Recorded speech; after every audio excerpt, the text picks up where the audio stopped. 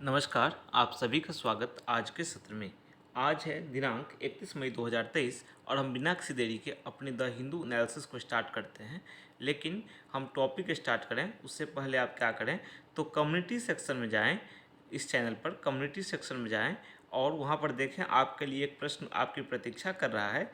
आप जाएं, उसका आंसर लगाएं। इससे क्या होगा, आपकी प्रैक्टिस बढ़ेगी। ठीक है, आप प्रैक्टिस कर पाएंगे, अपनी इंग्लिश को अच्छी कर पाएंगे। दूसरी बात कि आप बिल्कुल सत्र में लास्ट तक बने रहें, जिससे कि आपकी जो अंडरस्टैंडिंग है द हिंदू एनालिसिस की वो काफ़ी बेहतर हो पाएगी। क्योंकि अगर आप वन डे एग्जाम जैसे कि एसएससी बैंकिंग से लेकर के यूपीएससी तक है ना की तैयारी करना चाहते हैं सही तरीके से, या किसी भी परीक्षा की तैयारी नहीं करना चाहते हैं, तो आपकी तो द हिंदू एनालिसिस काफ़ी अच्छी होनी चाहिए। तो बिल्कुल सत्र में लास्ट तक बने रहिए और अपने जर्नी को हम स्टार्ट करते हैं। पहला टॉपिक देखते हैं। देखो, पहला टॉपिक जो है वो यूनिवर्सल कवर है। यूनिवर्सल कवर को लेकर हम चर्चा करेंगे, बिल्कुल वर्ड बाय वर्ड एनालिसिस बताऊंगा आपको। ठीक है।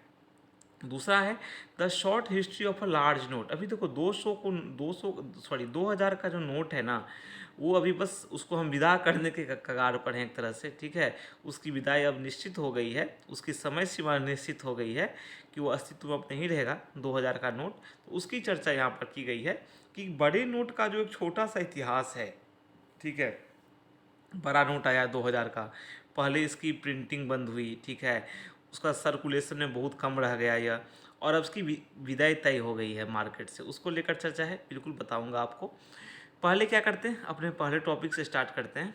ठीक है, और देखो उसके बाद क्या है, एक और टॉपिक है जो जानना आप लोग ज़रूरी है, unboxing the export turn around in Indian toy story. ठीक है, इसको भी तो अपने पहले टॉपिक से स्टार्ट करते हैं। दूसरी बात कि द हिंदू एनालिसिस का जो करंट अफेयर्स सेक्शन है उसको भी हम कवर करेंगे। उसके लिए आपको एक अलग से सेपरेट वीडियो इस चैनल पर मिल जाएगा, आप उसको भी देख लें। ठीक है, ये तो संपादकीय वाला टॉपिक का वीडियो है, बाकी आपको करंट अफेयर्स वाला वीडियो भी एक चैनल पर देखने को मिल जाएगा। ठीक है, चलो, अगर आप नए हैं तो सब्सक्राइब कर लीजिए, पुराने हैं तो फिर कोई बात नहीं, लाइक कमेंट तो करना बनता ही है। Okay, universal cover. ठीक है, अब देखो इसका हिंदी क्या होता है, सार्वभौमिक दायरा। यूनिवर्सल होता है सार्वभौमिक, अर्थात जिसकी व्यापक पहुंच हो, उसे बोलते हैं यूनिवर्सल। अगर यूपीएससी की तैयारी आप करते हैं तो आप इसे GS2 पेपर से जोड़ सकते हैं। IRDAI प्लान्स, IRDAI जानते हो ना, insurance regulatory development authority of India, इसे बोलते हैं IRDAI। हिंदी में बोलो तो हिंदी में क्या बोलेंगे, हिंदी में कहेंगे इसे, आप नहीं, मैं नहीं बताऊंगा, आप सभी कमेंट में बताओ। ठीक है, IRDAI की फुल फॉर्म भी और इसका हिंदी वर्जन भी। ठीक है, कमेंट में बताओ ताकि और भी बच्चे जान सकें और आपकी भी प्रैक्टिस बनी रह सके। ठीक है, तो आरडीआई की जो प्लान है, उसकी जो योजना है, ठीक है, टू एक्सपेंड रिस्क प्रोटेक्शन, कि रिस्क प्रोटेक्शन को बढ़ाया जाए, जोखिम का जो जोखिम संबंधी जो सुरक्षा है ना, और उसका जो स्तर है, लेवल है, उसको बढ़ाया जाए।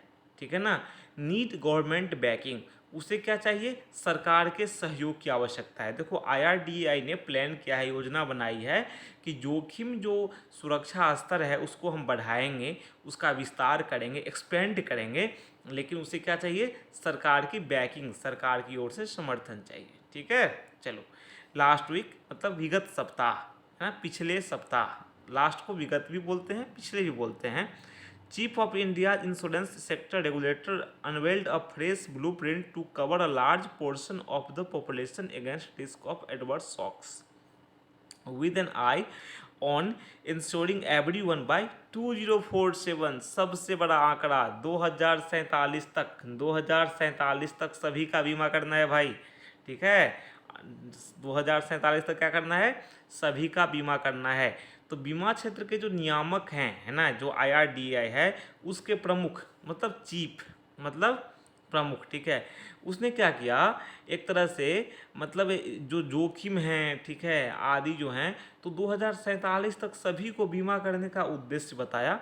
ठीक है, और एक तरह से एक ब्लूप्रिंट पेश किया, एक blueprint unveiled a fresh blueprint, एक खाका तैयार किया कि जो देश की है ना आबादी जो है, उसका बड़ा तबका जो है, लार्जर पॉपुलेशन जो है, लार्ज पोर्शन जो है, लार्जर पोर्शन बोलो, वो जो है उसको बीमा के दायरे में लाया जाए। ठीक है ना, जो विपरीत परिस्थितियां, देखो हम बीमा क्यों कराते हैं, चाहे आप जीवन बीमा की बात करो या स्वास्थ्य बीमा की बात करो, तो क्यों कराते हैं? एडवर्स शॉक से बचने के लिए, विपरीत परिस्थितियों से बचने के लिए।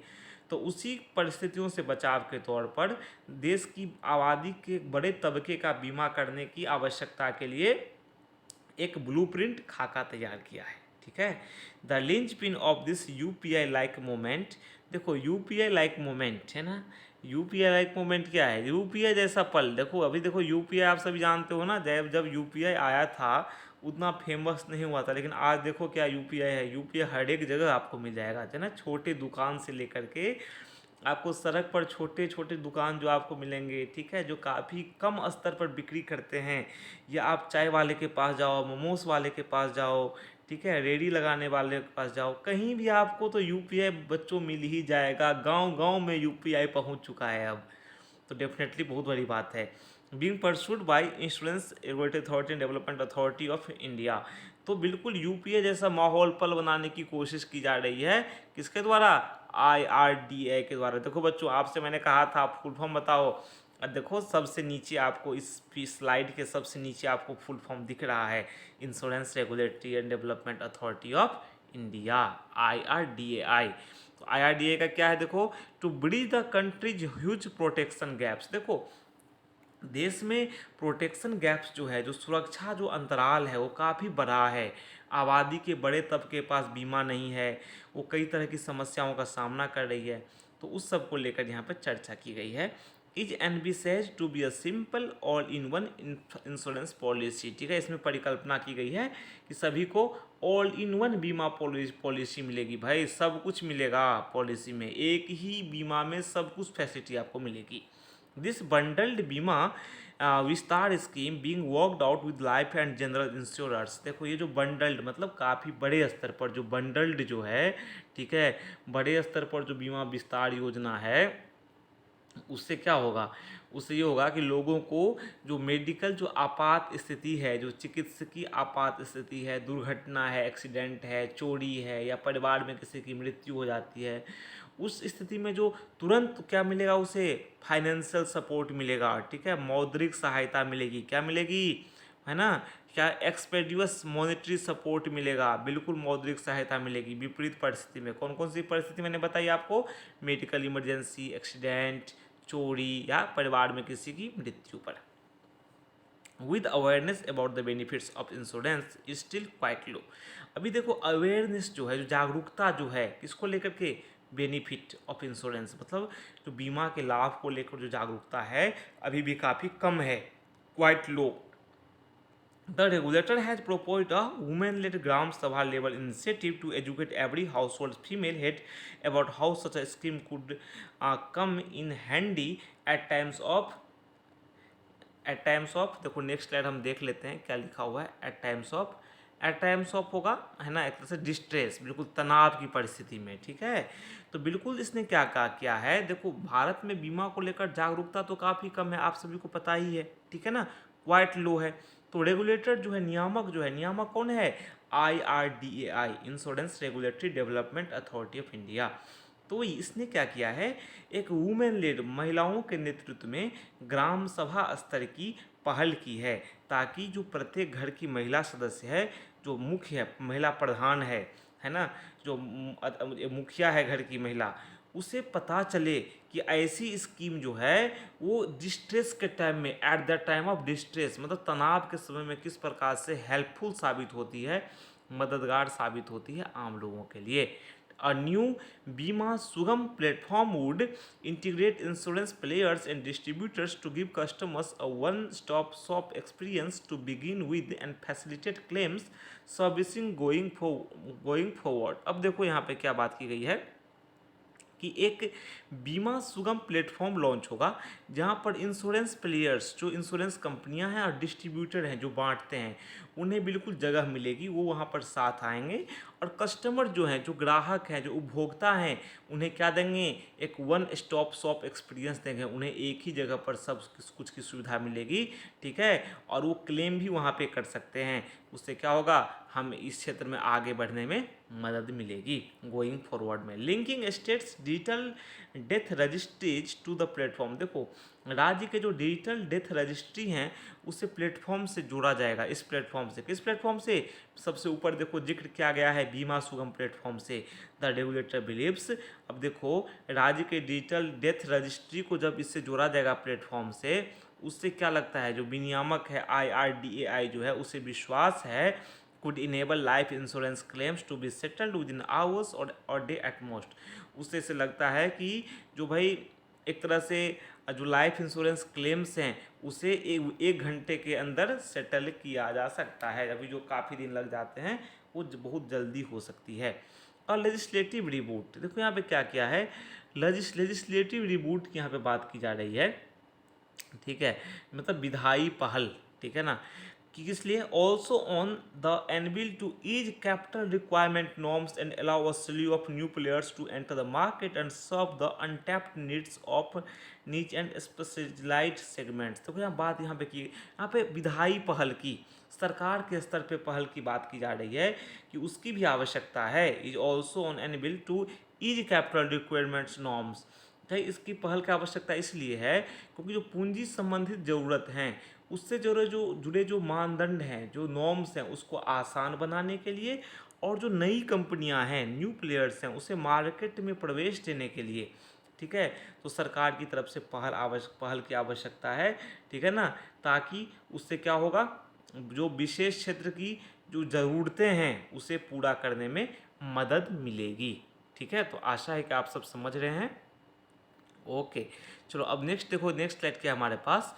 Over 2 decades after the entry of private players into once moribund public sector led industry, अब देखो क्या है, 2 दशक बीत चुके हैं लगभग, ठीक है ना, 2 दशक मतलब 20 साल बीत चुके हैं।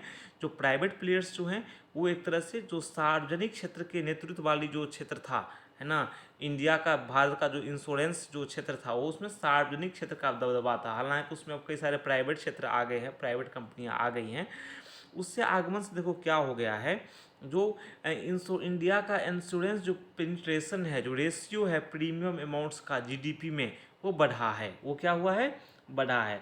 आप इसे ऐसे समझो कि एक, ठीक है, यहाँ देखो फ्रॉम 2.7% इन 2001-2, देखो 2001-2 में ये 2.7% था, जो कि 2021-22 में ना 4.2% बढ़ गया है, आ गया है। आप इसे ये देखो कि बिल्कुल ये सार्वजनिक क्षेत्र का के नेतृत्व वाली जो यह उद्योग था, मतलब बीमा उद्योग, काफ़ी विपरीत परिस्थिति में पहुंच गया था। मोरीबॉन्ड होता है विपरीत परिस्थिति, मरणासन, बिल्कुल खत्म हो चुका था, मृतप्राय परिस्थिति में पहुंच गया था।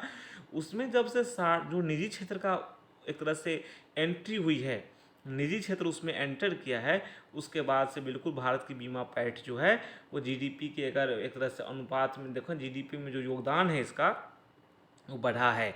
आंकड़े तो मैंने आपको बताए ही, स्क्रीन पे दिख रहा होगा। 2001-2 में 2.7% था, जो कि 21-22 में 4.2% पे आ गया है। In fact there has been a slide in the metric over the past decade from 5.2% in 9-10 with non-life policies yet to surpass the 1% mark. यहाँ पे देखो 1% मार्क की बात की गई है कि 2019-10 की बात करें तो 5.2% के स्तर से पिछले एक दशक में जो तरह से मात्रात्मक कमी देखी गई है। और जो गैर जीवन बीमा पॉलिसी है, मतलब जीवन बीमा पॉलिसी के अतिरिक्त जो पॉलिसियां हैं उसको अभी भी 1% का आंकड़ा जो है वो पार करना बाकी है, उसे पार करने की आवश्यकता है। Given the sheer size of India's population and poor financial literacy levels, the imperative to break from the status quo is unquestionable। Unquestionable बोलते हैं जिस पर प्रश्न नहीं किया जा सकता, ठीक है, अनक्वेश्चनेबल मतलब जिस पर प्रश्न नहीं किया जा सकता। अब यहाँ देखो भारत की विशाल आबादी है, इसका मतलब share size of India's population, Bharat की विशाल आबादी है, ठीक है, और पुअर फाइनेंशियल लिटरेसी और वित्तीय साक्षरता काफ़ी कम है, ठीक है। तो उसको देखते हुए आप देखो कि एक तरह से यथास्थिति की ओर बढ़ने की, है ना, सही स्थिति की बढ़ने की, है ना, देखो वर्तमान में जो यथास्थिति है उसको हटाने की, है ना, आगे बढ़ने की बहुत बड़ी ज़रूरत है। अनक्वेश्चनेबल है, उस पर आप क्वेश्चन कर ही नहीं सकते। भारत की आबादी काफ़ी बड़ी है, ठीक है। और दूसरी बात की फाइनेंशियल लिटरेसी कम है, वित्तीय साक्षरता, तो भारत को तो आगे बढ़ना ही पड़ेगा। आईआरडीआई का जो मूव है कि वो जो राज्य सरकार को इसके तहत लाएगी अपने प्लेटफॉर्म पर, और एक बॉडी, एक नियामक सेट करेगी, सेट ऑफ बॉडीज, नियामक सेट करेगी, निर्धारित करेगी, लाएगी, similar to state level banking committees, जो कि राज्य स्तरीय बैंकिंग कमेटी के समान होगी। उससे क्या होगा, वुड हेल्प फॉर ठीक है, multi granular district wise strategies for raising awareness and coverage levels. अब यहाँ पे देखो क्या बात है, अवेयरनेस बढ़ाने और कवरेज को बढ़ाने की बात है। कहाँ पर, तो डिस्ट्रिक्ट वाइज स्ट्रेटजी चाहिए, जिला स्तरीय रणनीति चाहिए, ठीक है। अब यहाँ पर देखो कि एक तरह से आप ये समझो कि राज्य सरकारों को शामिल किया जाएगा, और जो राज्य स्तर की जो बैंकिंग समितियां हैं उसी की तरह निकाय स्थापित बॉडी स्थापित किए जाएंगे। तो ऐसा करने से, जो कि आईआरडीआई ऐसा कर रहा है, ऐसा करने से क्या होगा, जागरूकता बढ़ेगी और कवरेज बढ़ेगा, ठीक है। उससे क्या होगा, डिस्ट्रिक्ट लेवल पर रणनीति बनाने में मदद मिलेगी। Industry players also need to look beyond the top cities and the Bima Vistaar scheme. देखो इंडस्ट्री के जो एक तरह से कंपनियां हैं उसे आगे देखने की आवश्यकता है, ठीक है ना। जो देखो बड़े शहर हैं या फिर बीमा विस्तार स्कीम है, ठीक है, उसके अलावा उसे देखने की आवश्यकता है, ठीक है। देखो बड़े शहर से आगे कवर करे है ना कंपनियां, वो बहुत बड़ी बात है, ठीक है। छोटे शहरों की ओर, गाँवों को भी की ओर बीमा कंपनियों को जाना होगा, जागरूकता फैलानी होगी, ठीक है।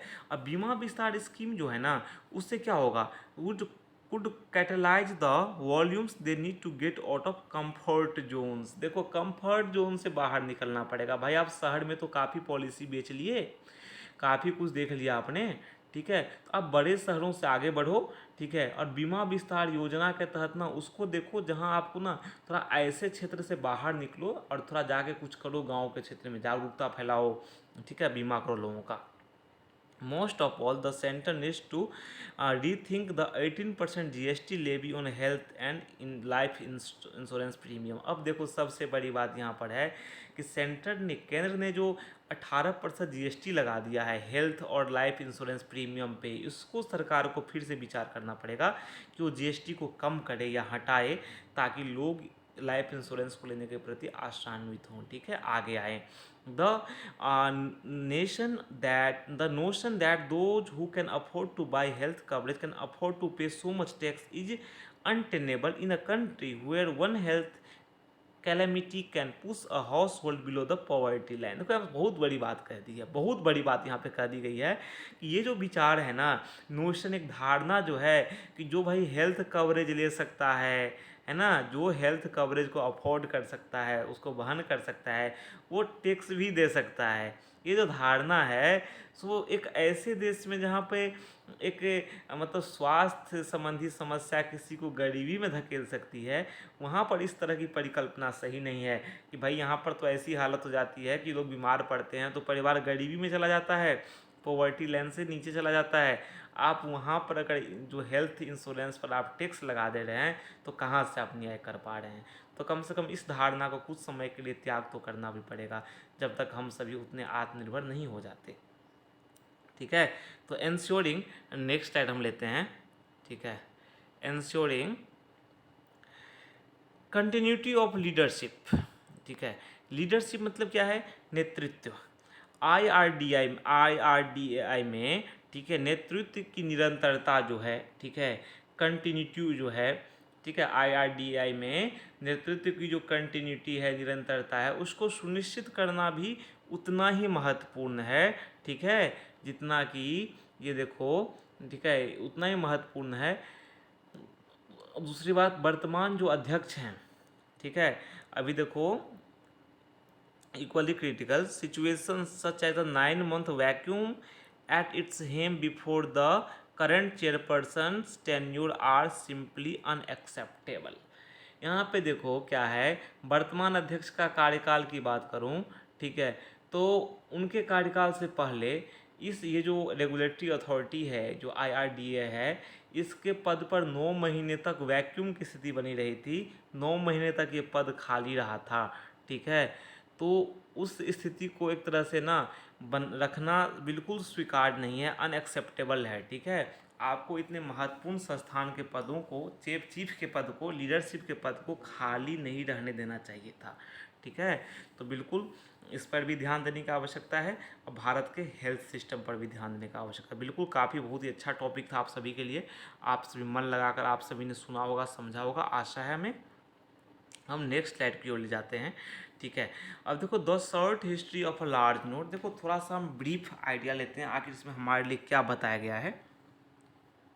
ठीक है, आप यहाँ पर देख सकते हो, मैं थोड़ा बड़ा करता हूँ, आप यहाँ स्क्रीन पर देखो। द विथड्रॉल, सबसे लेफ्ट साइड में ऊपर से पढ़ना, the withdrawal of the 2000 note from circulation by the reserve bank of India RBI. देखो भारत का सेंट्रल जो बैंक है आरबीआई, उसने क्या किया, 2000 रुपये के नोट के मतलब विथड्रॉल की, वापस लेने की घोषणा की सर्कुलेशन से, मतलब चलन से।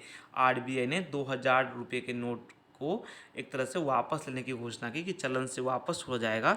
Which they announced on May 19 2023। इसने मई 19 2023 को घोषणा की। ठीक है, marks the end of a sordid chapter in the tragic comic demonetisation saga. देखो जो डीमोनेटाइजेशन हुआ था, ठीक है, उसी में इस नोट का उदय हुआ था। तो बिल्कुल देखो कि भाई डीमोनेटाइजेशन की याद दिलाता है और एक तरह से उस चैप्टर को ही बंद करता है, उससे संबंधित जो ये चैप्टर था एक 2000 रुपये का नोट, उसको बंद हो रहा है ये। The presence of the 2000 note, देखो इन सर्कुलेशन, 2000 के नोट को का सर्कुलेशन में रहना, चलन में रहना, तो बिल्कुल एक तरह से आप देखो कि नोटबंदी की तो याद दिलाता ही है कि जब देश पूरा नेशन इन द क्यू, पूरा देश कतार में लगा था। ठीक है, the note was also on subject of ridicule particularly due to bizarre claims at the time of its introduction of a nano chip. देखो बिल्कुल याद आ गया, इम्प्लांटेड ऑन इन इट। अब देखो जब ये सर्कुलेशन में आया था, इंट्रोडक्शन हुआ था 2000 रुपये के नोट का, जब ये अस्तित्व में आया था, तो इसको लेकर बिल्कुल चर्चा चल रही थी कि भाई इसमें नैनो चिप लगा हुआ है, ये है वो है। बाद में हालांकि आरबीआई ने इसका खंडन किया। ठीक है, तो ये सब बातें हुई, तो फिर जाकर लोगों को लगा कि हाँ ठीक है भाई, इसमें कोई ऐसा नहीं है। लेकिन बिल्कुल इसको लेकर भी काफ़ी मतलब वीडियो वायरल हुए थे, आदि आदि जैसी बातें देखने को मिली थी। और जहाँ तक देखो 2000 के नोट की बात है, अगर आप बात करो यहाँ पर कि जब इसके मतलब हटने की, अस्तित्व से हटने की हम बात करते हैं ना 2000 रुपये के नोट की, तो आप एक तरह से ये सोच लो, जब से इसका प्रयोग एक तरह से छपना बंद हुआ, ठीक है, तो मतलब एक तरह से आप देखो कि इसकी छपाई जो है ना 2018-19 में, 2018-19 में इसकी छपाई, फ्रेश प्रिंटिंग बंद हो गई। ठीक है, फ्रेश प्रिंटिंग जो है वो स्टॉप्ड हो गई आफ्टर 18-19, 2018-19 के बाद जब से छपाई बंद हुई, तो पॉसिबिलिटी बनने लगी कि हो सकता है कि इस नोट को सर्कुलेशन से बाहर कर दिया जाएगा। ठीक है, it's essential withdrawal was expected. इसकी निश्चित रूप से वापसी, बाजार से वापसी एक्सपेक्टेड थी, प्रत्याशित थी। ऐसा लग रहा था कि बाजार से बिल्कुल इसकी वापसी होनी तय है, क्योंकि आरबीआई ने इसकी प्रिंटिंग बंद कर दी। आप सभी ने नोटिस किया होगा कि 2000 के नोट मार्केट में कम दिखने लगे थे, सर्कुलेशन इसका काफ़ी हद तक रुक गया था। ठीक है ना। दूसरी बात आप देखो यहाँ पर कि 2016 की बात करते हैं, उस समय कैसे आप देख सकते हो। ठीक है, जिस प्रकार से 2000 का नोट था, है ना, had emerged as the epicentre piece of demonetisation. ये डीमोनेटाइजेशन के केंद्र बिंदु में था जब बड़ा नोट आया। ठीक है, एक तरह से आप बिल्कुल 2000 के नोट सभी के हाथों में आए, जब लंबी लंबी लाइन में लगे लोग, उसके बाद फिर ये 2000 के नोट मिले, है ना। A policy that was illogical in conception and mismanage in execution, जिसके एग्जीक्यूशन में मिसमैनेजमेंट की बात आई।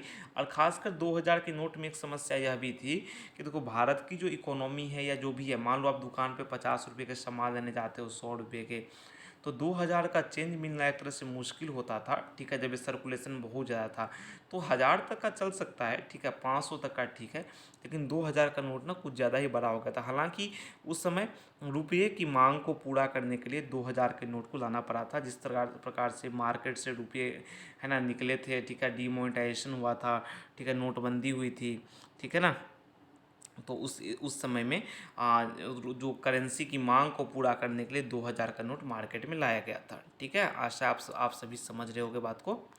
चलो चलो ये आपने समझ लिया। एक तथ्य आपको और बताता हूँ, ठीक है। एक तथ्य जो आपको जानना चाहिए कि जो 2000 के नोट आए ना, उस समय एक और समस्या क्या हुई 2000 के नोट से, कि जैसे कि एक तरह से एरर क्या, इशू क्या आया। आरबीआई ने 2000 के नोट प्रिंट किए, ठीक है, बिल्कुल न्यू साइज में, है ना, उसका साइज बिल्कुल न्यू था, ठीक है, न्यू साइज में प्रिंट किए 2000 के नोट को। उससे क्या हुआ, अब देखो नॉर्मली जो है एटीएम जानते हो आप सब ना, एटीएम जहाँ से आप पैसे निकालते हैं, ठीक है, एटीएम। तो एटीएम जो है, ठीक है, तो एटीएम जो है, एटीएम क्या है, automated teller machine. ATM means automated teller machine. तो एटीएम में जनरली क्या है कि देर आर 4 कैसेट्स। कितने कैसेट होते हैं, 4 कैसेट होते हैं, ठीक है, 4 कैसेट याद रखना आप सब, एटीएम में 4 कैसेट होते हैं, ठीक है। जो 2 कैसेट होते थे, ठीक है, उस समय जो 4 कैसेट अभी का नहीं कहा सकता, लेकिन डेफिनेटली 4 कैसेट उसमें होते थे। 2 कैसेट में 500 के नोट्स, ठीक है, और दूसरे 2 कैसेट में 1000 और 100 के नोट रखे जाते थे। अब जब 2000 का नोट आया ना, तो बिल्कुल नए साइज में था, तो वो किसी भी कैसेट में फिट ही नहीं करता था। तो फिर क्या हो गया, उसको 2000 के नोट को ना, और खासकर देखो, खासकर करीब भारत में 2-2.5 लाख एटीएम में उसको फिर से रिकैलिब्रेट करना पड़ा, ठीक है। और रिकैलिब्रेशन मतलब उस फिर से सेट करना पड़ा, नए कैसेट लगाने पड़े, रिप्लेस करने पड़े कैसेट को। वो काफ़ी मैसिव कम्प्लेक्स टास्क था वो, जिसके लिए बैंकों के बीच कोऑर्डिनेशन की आवश्यकता थी, ठीक है। इंजीनियर को एटीएम पे विजिट करना पड़ा, ठीक है। नेशनल पेमेंट कॉरपोरेशन इंडिया जो है, उसके बाद फिर एटीएम जो बनाने वाले हैं, मैन्युफैक्चरर्स हैं, बैंक हैं, सभी के बीच कॉरपोरेशन की आवश्यकता हुई, कोऑर्डिनेशन की आवश्यकता हुई। इंजीनियर वहाँ पे एटीएम पे पहुँचे, ठीक है, और लगभग हर एक एटीएम पे 2-4 घंटे लगे उन्हें फिर से सब कुछ सेट करने में। तो डेफिनेटली कि काफ़ी उस समय समस्या देखने को मिली, ठीक है। तो ये सब बातें थी। तो दूसरी बात आप देखो कि जो एक तरह से 2000 का अभी बताया मैंने कि 2000 की नोट जो थी, उसका क्वालिटी भी थोड़ा मतलब एक समस्या का कारण थी। कई लोगों ने देखा देखा कि भाई कि कई सारे नोट की प्रिंटिंग उस प्रकार की नहीं थी, पुअरली प्रिंटेड थे। Some notes had a shadow of Mahatma Gandhi face in addition to the photograph of his face. Some other had uneven borders, किस में कुछ कुछ मतलब असामान्य बॉर्डर थे। while others were of wearing color shades and size, ठीक है, कलर शेड्स और साइज में कुछ समस्याएं थी। गांव में देखो तो एक तरह से मतलब किसानों के साथ ठगी गई, उन्हें 2000 के फेक नोट दिए गए। तो काफ़ी सारी समस्याएं देखने को मिली। तो एक्चुअली इतिहास की बात की गई है कि 2000 के नोट के साथ क्या क्या समस्याएं देखने को मिली, ठीक है। और दूसरी बात ये है कि जो बड़े नोट हैं, ठीक है, बड़े नोट को लेकर, चेंज को लेकर समस्या भी देखने को मिली गांव घर में, ठीक है ना। तो ये सब बातें थी। और दूसरी बात देखो कि 31 मार्च 2023 तक की बात है। 31 मार्च है ना, 31 मार्च तक का आंकड़ा यहाँ पे हमारे पास है कि 31 मार्च तक की बात है। तो उस समय 2000 के नोट जो थे ना, वो 10.8% थे।